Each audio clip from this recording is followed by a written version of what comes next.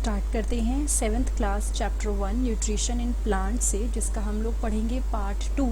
और इस पार्ट में हम लोग पढ़ेंगे अबाउट फोटोसिंथेसिस। ठीक है, कि फोटोसिंथेसिस क्या होता है और बाकी चीज़। इसकी एक पूरी वीडियो भी मैंने बना रखी है, बट क्योंकि कुछ लोगों ने रिक्वेस्ट की थी इसलिए मैं इसको दोबारा बना रही हूँ। Leaves are the food factories of the plant. अगर आपसे वन वर्ड क्वेश्चन पूछा जाए कि प्लांट्स की फूड फैक्ट्रीज कौन सी होती है, यानी कहाँ पे फूड बनता है। देखिए, फैक्ट्री क्या होता है? जहाँ पे कोई चीज़ बनती है। इसलिए क्या ज़रूरत है, देखो फैक्ट्री क्या होती है? जहाँ पे कोई चीज़ बनती है। तो अगर हम प्लांट की फूड फैक्ट्री बोल रहे हैं, यानी ऐसी जगह जहाँ खाना बनता है, तो लीव्स वो जगह होती है जहाँ पे खाना बनता है। Therefore all the raw material must reach the leaf. इसलिए क्या होता है, सारे रॉ मटेरियल को लीफ तक पहुँचना होता है। Water and mineral present in the soil are absorbed by the roots and are transported to the leaves. जो भी वाटर और मिनरल सॉइल में प्रेजेंट होते हैं वो कौन एब्जॉर्ब करता है? रूट्स एब्जॉर्ब कर लेती है। प्लांट्स की रूट्स पानी जो नीचे सॉइल होती है उसमें से मिनरल और वाटर को एब्जॉर्ब कर लेती हैं। उसके बाद वो सब कुछ एब्जॉर्ब करके लीव्स पे भेज देती हैं, लीव्स को भेज देती हैं। Carbon dioxide from air is taken in, यानी कि एयर के अंदर जो कार्बन डाइऑक्साइड प्रेजेंट होती है, एयर में बहुत सारी चीज़ें होती हैं। कार्बन डाइऑक्साइड वो रॉ मटेरियल होता है जो फूड बनाने के लिए चाहिए। वो छोटे छोटे टाइनी पोर्स होते हैं लीव्स पे, उन पोर्स के थ्रू लिया जाता है। ठीक है, these pores are surrounded by guard cell. और अगर बात करें तो ये जो पोर्स होते हैं छोटे छोटे, जिससे गैसेस एक्सचेंज होती हैं, ये पोर्स सराउंडेड होते हैं गार्ड सेल से। ठीक है, और ऐसे पोर्स को हम क्या बोलते हैं? स्टोमेटा। तो वो पोर्स जिससे गैसेस एक्सचेंज होती हैं, प्लस जहाँ से क्या होता है कार्बन डाइऑक्साइड जाती है या कोई चीज़ रिलीज होती है, वो होता है स्टोमेटा, और वो गार्ड सेल से सराउंडेड होता है। Now Bujo wants to know how water and mineral absorbed by root reaches the leaves. ये भी है एक चीज़ कि जो वाटर और मिनरल रूट से एब्जॉर्ब होता है वो कैसे जाता है। उसके लिए जाइलम और फ्लोएम होते हैं जो वर्क करते हैं प्लांट्स के अंदर। अभी हम उस लेवल तक नहीं जाएंगे, थोड़ा बहुत जितना हमें इस चैप्टर में पढ़ना है वो पढ़ेंगे। ठीक है, now water and minerals are transported to the leaves by the vessels which run like pipe throughout the roots. ये जो पार्ट है वेसल्स, ये जाइलम एंड फ्लोएम का ही है, थोड़ा एक्स्ट्रा नॉलेज के लिए, बिकॉज पहली वीडियो में व्यूज़ काफ़ी अच्छे हैं, आप लोगों ने बहुत अच्छा फीडबैक दिया था, बट आप सब थोड़ा डिटेल में चाहते थे कि मैं एक बार ढंग से वीडियो बनाऊं, बिकॉज साउंड भी क्लियर नहीं था कई जगह पे। नाउ वाटर एंड मिनरल्स, जो पानी और मिनरल होते हैं वो ट्रांसपोर्ट होते हैं लीव तक। कैसे? वेसल्स के थ्रू।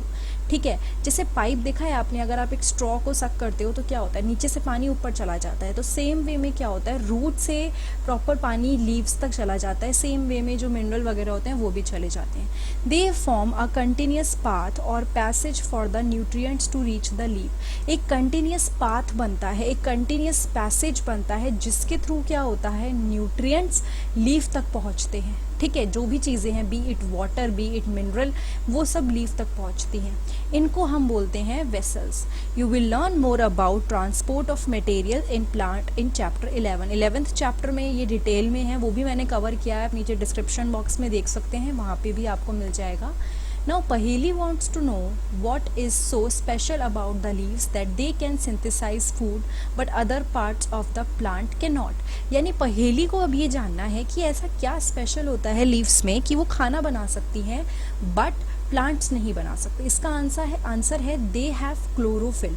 क्लोरोफिल बहुत ज़रूरी होता है फूड प्रिपरेशन के लिए प्लांट्स में, एंड लीव्स के अंदर क्लोरोफिल होता है, जिसके बारे में हम आगे पढ़ेंगे। The leaves have a green pigment called chlorophyll. Leaves के पास ग्रीन कलर का एक पिगमेंट होता है जिसको हम क्लोरोफिल बोलते हैं।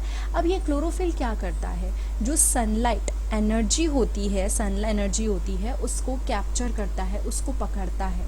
ठीक है, अब ये जो एनर्जी है फिर ये यूज़ होती है सिंथेसाइज करने के लिए, क्या? Food from carbon dioxide and water. ये जो एनर्जी है ये सनलाइट की, ये यूज़ होती है किसके लिए? सिंथेसाइज करने के लिए, फूड सिंथेसाइज करने के लिए from carbon dioxide and water. तो क्लोरोफिल, कार्बन डाइऑक्साइड, वाटर सब मिलके क्या बनाते हैं? फूड बनाते हैं।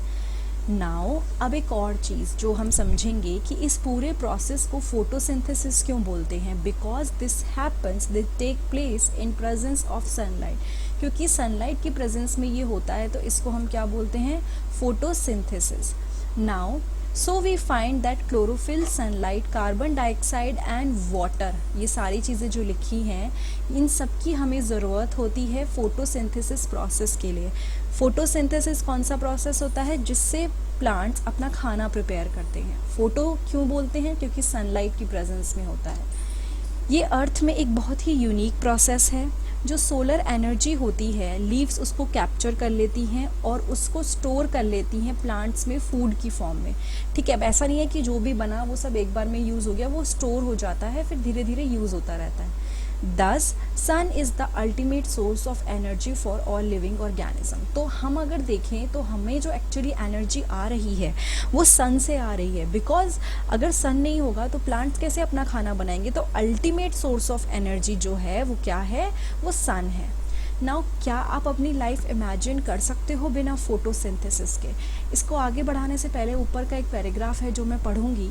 You have seen that buildings are made of bricks. Similarly, the bodies of living organisms are made of tiny unit called cell.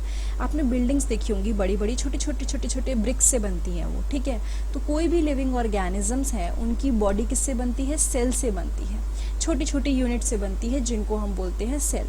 Cell हम सिर्फ माइक्रोस्कोप के अंडर देख सकते हैं। कुछ ऐसे ऑर्गेनिजम्स होते हैं जो सिर्फ एक सेल से बने हैं।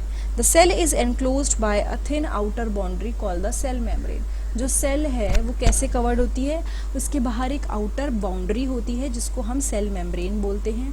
और मोस्टली सेल्स जो होते हैं they have a distinct centrally located spherical structure called the nucleus. यानी सेल्स के पर क्या होता है? एक डिस्टिंक्ट अलग सा स्ट्रक्चर होता है, सेंट्रली लोकेटेड स्फेरिकल स्ट्रक्चर अंदर इनके होता है। यहाँ पे आप देख सकते हो, मैं पॉइंट आउट कर देती हूँ, ये आपको जो दिख रहा होगा ये न्यूक्लियस होता है। ठीक है, और न्यूक्लियस के आसपास जो ये आपको दिख रहा है ना, ये सब कुछ ये होता है साइटोप्लाज्म।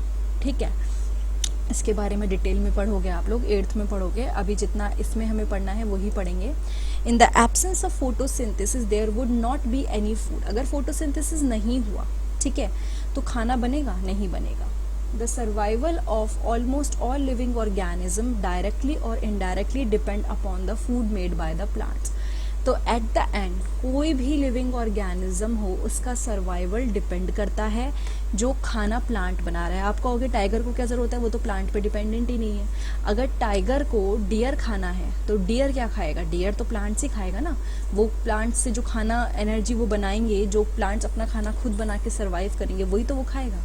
बिसाइड ऑक्सीजन, जो कि बहुत ही ज़रूरी है सर्वाइवल के लिए, वो भी फोटोसिंथेसिस प्रोसेस के टाइम पे प्रोड्यूस होती है। ठीक है, फोटोसिंथेसिस के टाइम पे ही ऑक्सीजन प्रोड्यूस होती है, क्योंकि जब कार्बन डाइऑक्साइड यहाँ पे आप देखो ली जा रही है तो ऑक्सीजन दी जा रही है।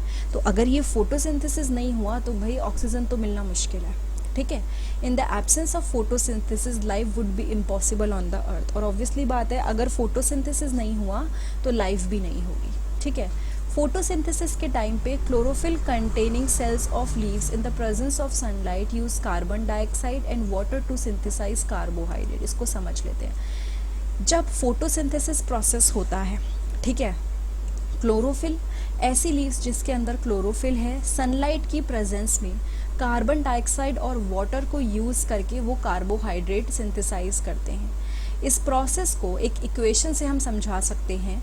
कार्बन डाइऑक्साइड लिया, पानी लिया, सनलाइट की प्रेजेंस में, क्लोरोफिल के प्रेजेंस में कार्बोहाइड्रेट और ऑक्सीजन बनाया। कार्बोहाइड्रेट तो हो गया फूड और ऑक्सीजन हो गया जो बाय प्रोडक्ट है जिसको इन्वायरमेंट में दे दिया।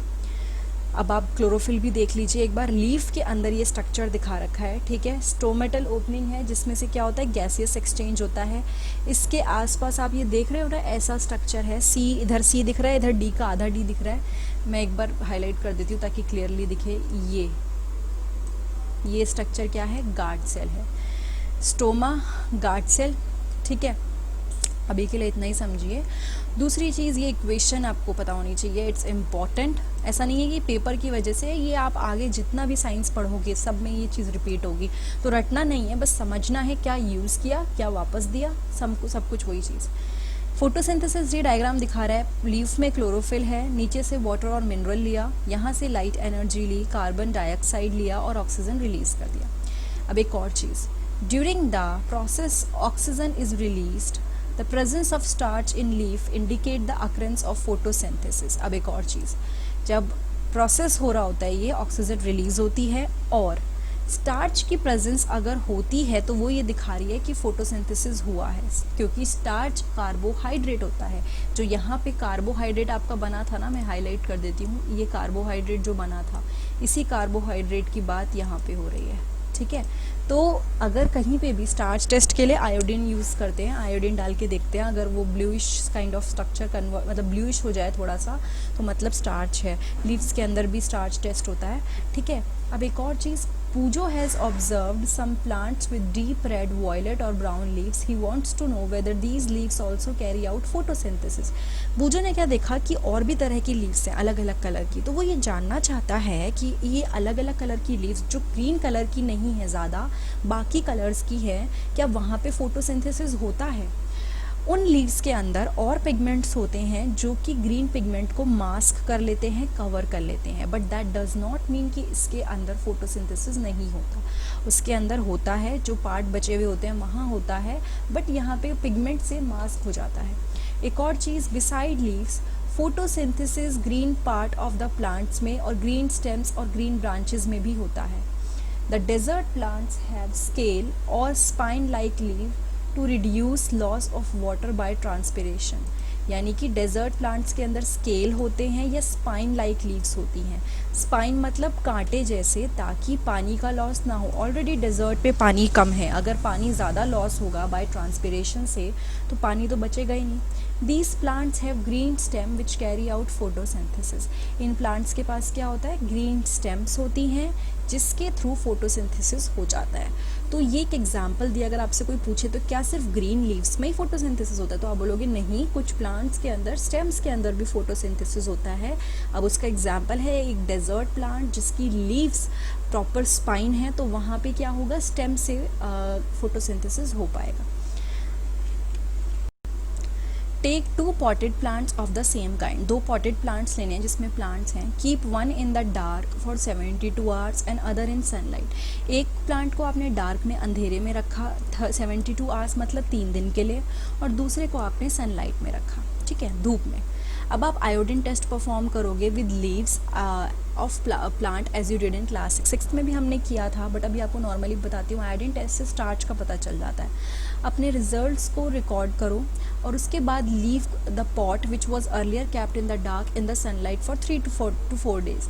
जिसको आपने अंधेरे में रखा था, अब उसको सनलाइट में 3-4 दिन के लिए रख दो और दोबारा से आयोडीन टेस्ट करके देखो। अपनी ऑब्जर्वेशन को नोटबुक में रिकॉर्ड करो। नाउ जो पहेली ने क्वेश्चन पूछा था उसका आंसर है कि लीव्स जिनमें ग्रीन कलर के अलावा और कलर होते हैं, दे ऑल्सो हैव क्लोरोफिल, जैसे कि large amount of red, brown and other pigment mask the green colour. उनके अंदर जो बाकी कलर होते हैं वो ग्रीन कलर को पिगमेंट मास्क कर लेते हैं, कवर कर देते हैं। नीचे आप देख सकते हो photo, but that does not mean कि क्लोरोफिल नहीं है, क्लोरोफिल होता है। Photosynthesis take place in these leaves also. ऐसी लीव्स के अंदर फोटोसिंथेसिस होता है, ठीक है। You often see slimy green patches in ponds और stagnant water bodies. These are generally formed by the growth of organisms called algae। आप कई बार देखते होंगे ग्रीन कलर के पैचेस होते हैं पॉन्ड्स में, या फिर जहाँ पे पानी रुक जाता है, लेक्स में, या कहीं पानी बहुत दिनों से इकट्ठा हो जाता है तो वहाँ पे ग्रीन कलर के पैचेस होने शुरू हो जाते हैं। वो क्या होते हैं, एल्गी होता है। एल्गी क्या होता है, ग्रीन कलर का एक ऑर्गेनिजम्स है, ठीक है। दे कंटेन क्लोरोफिल, ये उनके अंदर क्लोरोफिल होता है जो कि ग्रीन कलर का होता है। एंड एल्गी भी अपना फूड प्रिपेयर करती है बाय फोटोसिंथेसिस, ठीक है। तो इस पर्टिकुलर पार्ट में हमने डिटेल में पढ़ा अबाउट द फोटोसिंथेसिस प्रोसेस, किस किस तरह के रॉ मटेरियल की ज़रूरत होती है, वो सारी चीज़ें हमने पढ़ी। अगर ये वीडियो आपको अच्छी लगी है तो प्लीज़ लाइक, कमेंट, सब्सक्राइब और शेयर करना मत भूलिएगा। इसके अलावा आप डायरेक्टली मेरे चैनल पे जाइए, 7th क्लास प्लेलिस्ट, वहाँ पे आपको सारे चैप्टर, सारे सब्जेक्ट्स के मिल जाएंगे। और उसके अलावा नीचे डिस्क्रिप्शन बॉक्स में भी मैंने लिंक पेस्ट कर दिए हैं, वहाँ से भी आप उसको देख सकते हैं। Thank you so much.